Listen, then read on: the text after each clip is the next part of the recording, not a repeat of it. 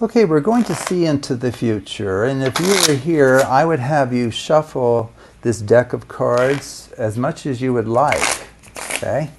But of course, since you're not here, I'll have to play your part, okay? And once you're satisfied that the cards are sufficiently mixed, I'll take them from you, and I'm going to just quickly choose what I've called 2 prediction cards, okay? And I want to assure you that I won't be changing the order of the deck. This is the order that you've put the cards in. Now you're going to have to trust me on that because I'm going to go off camera to choose my prediction cards, but just know when you go to perform this, you won't need to rearrange anything, okay? In fact, that's kind of important because then the spectator will see that indeed you did not change the order of any of the cards, okay? So let's see, 2 prediction cards. I think that one's probably a good one. How about this one? I think I feel better about that. Okay, well, we'll see. We'll see how I did in just a moment. But so we have these 2 prediction cards. I'll set them off to the side, so once again, you can kind of keep an eye on those. So what we're going to do now is we're going to deal out these cards, and I'd like to get a good mixture, a true random collection of cards here. So what we'll do is we'll deal out from the top first until you tell me to stop. Stop. Okay, and then we'll kind of throw away a bunch of them, and then we'll deal from the middle until you tell me to stop. Stop there. Okay. Okay, and then we'll deal from the bottom. Stop. Okay, very good. Wow, so we have chosen cards from the top, the middle, and the bottom. And so what we're going to do now is we're simply going to, since I have 2 prediction cards, we're going to deal out the cards into 2 piles. Left, right.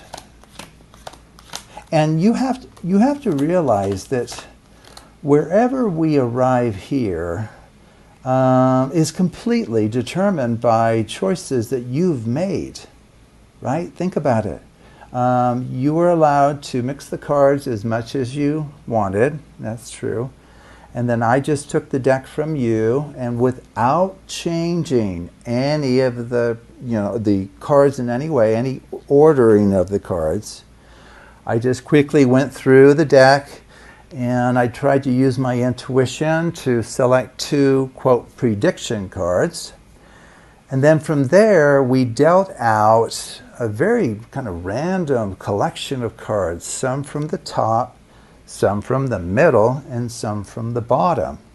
And the stopping place for each of those 3 portions of the deck was completely decided by you.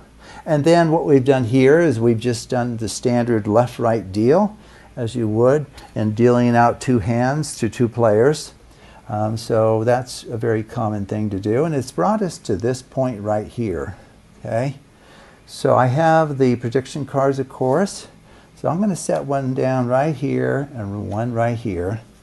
And so we're going to see how we did. Okay, so what is the card here? 4. Okay, so 4 of diamonds. What about this one?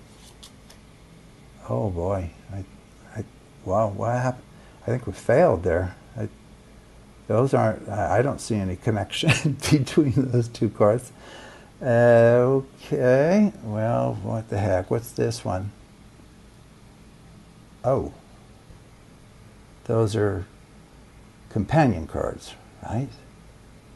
Now, there's no way. There's no way this is the 4 of hearts, right? There's no way. There is. What the heck?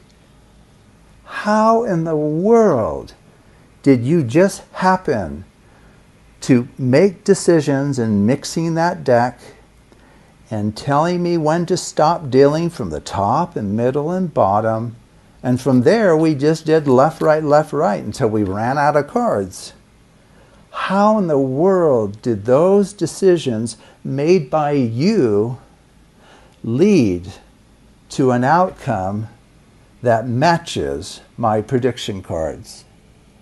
My two prediction cards, red 4, a black 10. That's what you got, a red 4 and a black 10.